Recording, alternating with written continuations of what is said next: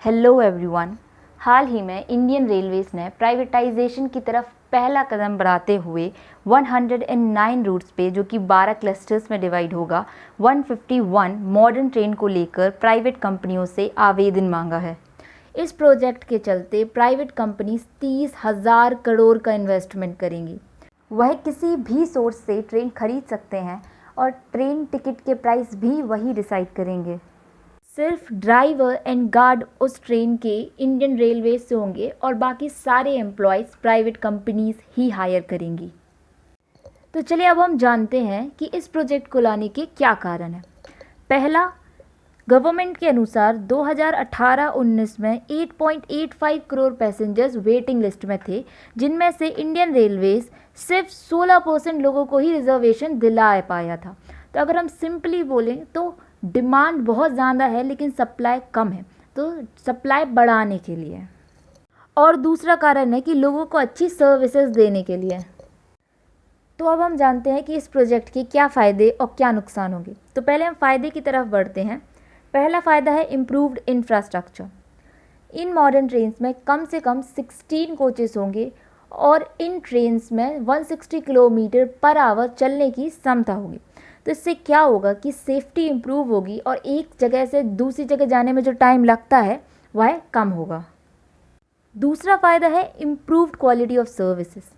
Private companies के आ जाने से सर्विसेज जैसे कि क्लीनलीनेस, अच्छा फूड मिलना, अच्छा वाटर फैसिलिटीज़ और ये सारी जो सर्विसेज हैं वो सब इम्प्रूव होंगी। तीसरा फ़ायदा है technology infusion.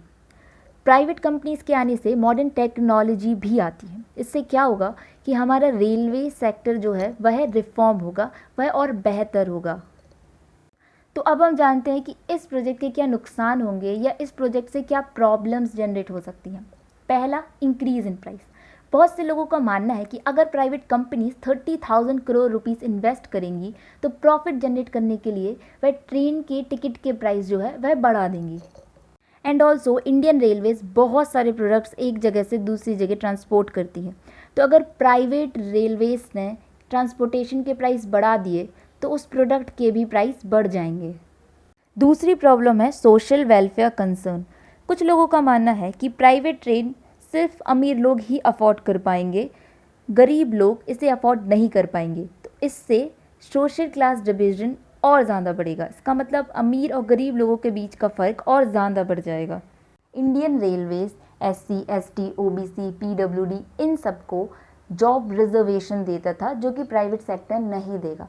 And also Indian Railways में अब गवर्नमेंट जॉब्स कम हो जाएंगी। जितने भी लोग थे जो इसके लिए पढ़ाई कर रहे थे, अब उनकी अपॉर्चुनिटीज़ और चांसेस कम हो जाएंगे।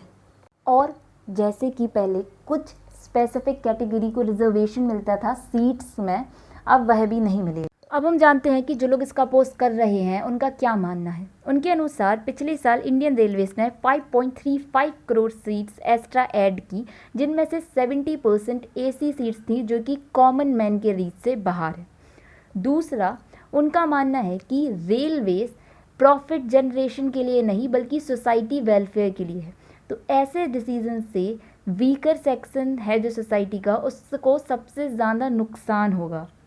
इंडिया के मेट्रोमैन कहते हैं कि यह बहुत ही फूलिश डिसीजन है और प्राइवेट कंपनी पब्लिक सेक्टर के साथ कॉरपोरेट नहीं कर पाएगी और बीच में ही छोड़ के चली जाएगी।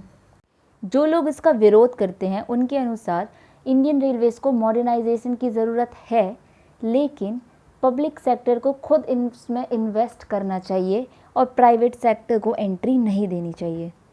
इस पे रेलवे मिनिस्टर कहते हैं कि यह रेलवेज़ का प्राइवेटाइजेशन नहीं है। 95% ट्रेन्स पब्लिक सेक्टर के पास ही रहेंगी और प्राइवेट सेक्टर को पब्लिक सेक्टर से कम्पीट करना पड़ेगा। इसकी वजह से टिकट के प्राइस ज़्यादा नहीं बढ़ेंगे।